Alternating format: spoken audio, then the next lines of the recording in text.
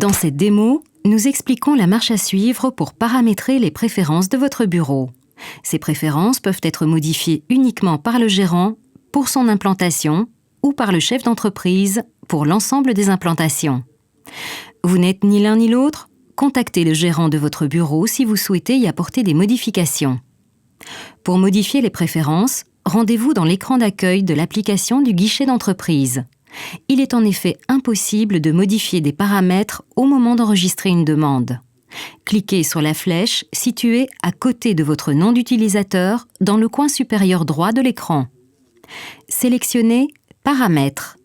L'application ouvre un écran comptant 4 volets : données financières, coordonnées, visibilité et unité d'implantation de la demande.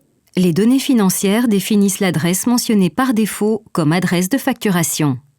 Dans le champ « Utilisez l'adresse de », indiquez si les factures doivent être envoyées au partenaire, vous-même, à l'entreprise, siège social, ou à une unité d'implantation. Pour afficher les données de facturation du partenaire, vous-même, cliquez sur « Modifier ». Par défaut, l'option « Utiliser l'adresse standard » est cochée. Nous utilisons alors l'adresse de l'implantation ou de l'entreprise qui est enregistrée dans nos systèmes en fonction du choix que vous avez fait ci-dessus. Lorsque vous nous informez d'un changement d'adresse pour Hackdesk, cette adresse est automatiquement adaptée. Vous pouvez également sélectionner la langue dans laquelle vous souhaitez recevoir les factures, ainsi que leur mode d'envoi, par email ou par courrier. N'oubliez pas d'indiquer une adresse email si vous demandez à recevoir les factures par courrier électronique. À défaut, vous devrez l'ajouter à chaque demande. Dans le champ « Facturer à », spécifiez si les factures doivent être envoyées au partenaire, c'est-à-dire vous, ou directement au client final. L'option choisie sera proposée à chaque demande, mais peut encore être modifiée au niveau de la demande proprement dite en cas de besoin. Pour la mention des coordonnées du partenaire, vous pouvez paramétrer l'affichage automatique des coordonnées de l'unité d'implantation ou du collaborateur qui enregistre la demande. Si vous choisissez la première option, vous pouvez indiquer la personne de l'implantation à contacter en cas de question en cliquant sur « Modifier ».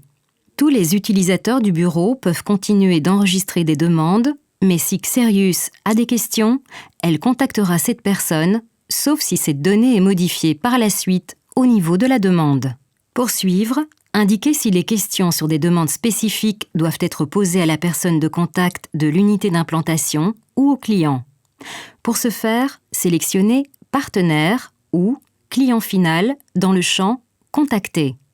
L'option choisie sera proposée à chaque demande, mais peut encore être modifiée au niveau de la demande proprement dite, en cas de besoin. Si vous décidez d'afficher les coordonnées du collaborateur qui enregistre la demande, afin qu'en cas de question sur une demande, nous nous adressions systématiquement au collaborateur qui l'a traité, sélectionnez « Collaborateur » dans le champ « Utilisez par défaut les coordonnées de ». Le cas échéant, veuillez enregistrer les coordonnées de chaque collaborateur. C'est à ce même niveau que vous les gérerez. Indiquez ensuite pour chaque collaborateur si nous pouvons le contacter en cas de question sur une demande spécifique ou si nous devons nous adresser au client. Pour ce faire, sélectionnez « Partenaire » ou « Client final » dans le champ « Contacter ». L'option choisie sera proposée à chaque demande, mais peut encore être modifiée au niveau de la demande proprement dite en cas de besoin.